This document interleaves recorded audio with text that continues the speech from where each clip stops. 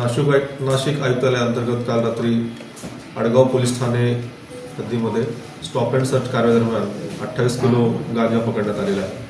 विशेष बाब म्हणजे स्टॉप अँड सर्च कारवाई सुरू असताना एक लाल रंगाची गाडी भरधाव वेगामध्ये न जुमानता स्टॉप अँड सर्च कारवाई करणाऱ्या कर्मचाऱ्यांच्या सरळ अंगावर त्यांनी घालण्याचा प्रयत्न केला आणि पळून गेले। तात्काळ सदर कर्मचाऱ्यांनी नियंत्रण कक्षाला कॉल देऊन गाडीविषयी कळवलं। लाल रंगाची मारुती गाडी होती आणि त्यांनी नियंत्रण कक्षाकडून मदत घेऊन इतर वाहनांना देखील बोलावलं। सर्व वाहनांनी सलग सुमारे 1 तास रात्री 2:30 ते जवळपास 3:30 पर्यंत सलग सुमारे 25 किलोमीटर वाहनाचा पाठलाग केला।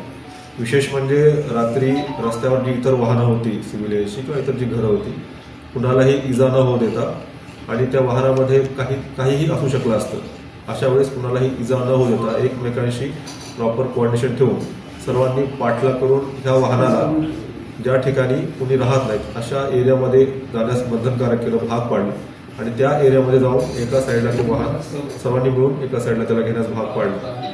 त्या वाहनामध्ये एकूण 5 व्यक्ती होते, त्यातील 4 व्यक्ती निघून गेले, परंतु 1 व्यक्तीला पकडण्यात त्या ठिकाणी यश आलेलं आहे आणि या ठिकाणी त्यांनी एकूण 28 किलो गांजा या वाहनासह पकडलेला आहे।